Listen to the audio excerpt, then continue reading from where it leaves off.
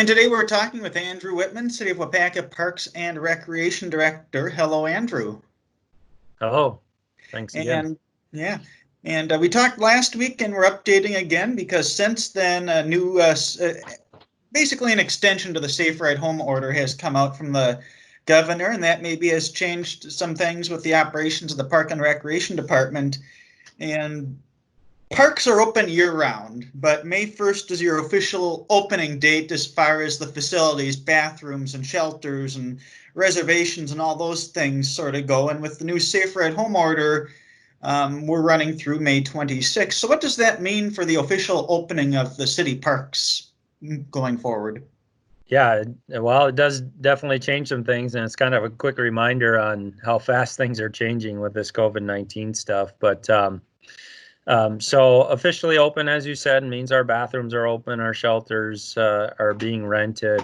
And so because of the, pushback or the push all the way out to May 26th, we will not be officially opening our parks on May 1st. So we will not be opening the bathrooms, and we're working with people who did rent the shelters to either change dates or get a refund at that point.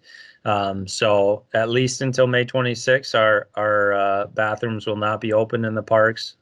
As a reminder, our playgrounds are still closed, and skate park is closed, and the rec center now will be closed till at least May 26th as well, as we follow state and CDC guidelines. So aside from, the bathrooms and the playgrounds, parks are still open that kids want to go run around or people want to take a walk or things like that. They're still welcome to do that, correct? Yeah, absolutely. So green spaces, I know we talked about a little bit last time. We have 14 parks, by the way. I couldn't remember if it was 13 or 14 last time we talked. So all 14 parks are still open as far as green space is concerned. Our 25 miles of trails are still open. I know I've been walking them in the morning. And again, we just ask that you follow, CDC social distancing guidelines, household unit rules and guidelines. And, we just want to make sure that everyone's taking care of themselves moving forward. But definitely, as it gets even warmer here, go out and enjoy the open areas and the fresh air, and try to keep yourself as safe as you can. And as you said, 14 parks. If you pull into one and it just looks busy, try another one. Yep, definitely. We have no shortage of parks, and there's plenty of space for everyone. So there's plenty to try out. You're right. So with parks and the rec center come all the programs your department does. And, right now the clarity we have is at least through May 26th, and beyond that is unknown. But give us a status update on program registrations or any postponements that your department's working through. Sure. So everything at this point, as far as spring and summer is concerned, is just postponed. We have not canceled anything yet at this time. So the May 26th is the date at this point. There is some guidelines now as far as what it would take to get open again, and so we'll keep an eye on that moving forward. But we're still planning or preparing. We had kind of planned for a scenario of starting in May, and obviously that's not going to happen.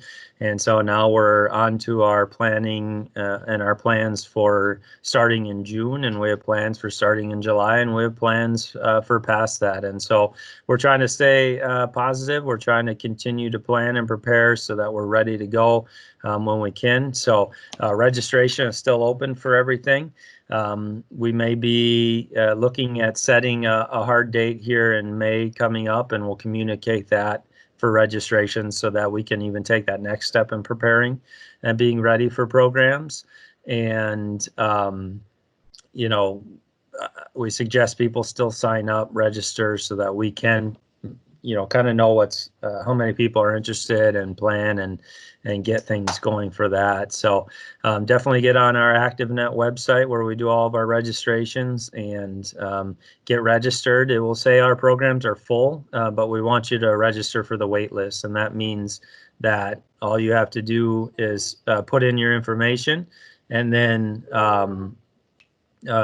you won't have to pay anything at that time. We'll collect that if we do get to run the program at some point. So, that's kind of what we're trying to do right now, and just keep, like I said, moving forward with everything and trying to stay positive.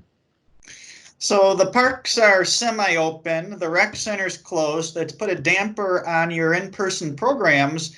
But for all the kids and families sitting at home right now, maybe looking for something to do, your department has put some virtual activities together. Tell us about those. Yeah, a couple different things to check out. And I know, I have 2 young boys at home, and we've been using these as well. So on Facebook, Cassandra Humke, our rec program supervisor, has been putting out weekly challenges, kind of like the Minute to Win It challenges. I think last week she was trying to move cotton balls from one bowl to the other with just a spoon in her mouth. So I've been watching those, and that's something that you can challenge and do with your family each week. But we also have a really neat area on our website. So if you go to our Park and Rec website for the city, on the left-hand side, you'll see a big link that you can click on. It says Explore, Explore, Create, and Play. And so there's kind of 3 different sections there. The Explore has like zoo cameras and NASA cameras and just things that you can explore. Create gives you some ideas of things that you could do at home. Also some more NASA stuff. There's a lot of stuff coming from them right now.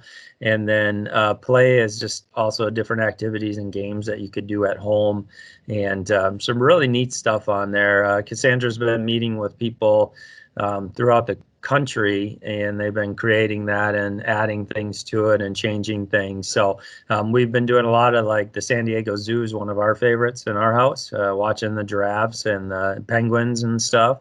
And it's kind of nice to see that warm, nice weather there, and just to be able to do that kind of stuff. So definitely check that out, and you'll be able to see all the different things that are available there and find something that you and your family can enjoy during this time. Well, Andrew, thank you for getting us up to date with what's going on with the Parks and Recreation Department here in the city, and I'm sure we'll talk again as things change again.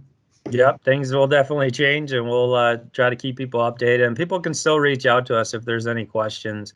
If you call our office phone, 258-4435, it'll come to our cell phones. So you can choose, maybe my extension will come to my cell phone, and the main one will go to Tamara's cell phone. So we'll definitely answer your questions still, or reach out to us by email, and we can answer your questions and help you with anything that you need. So we're still here. Perfect. Thank you, and thanks for getting us all up to date. All right. Thank you. Have a good day.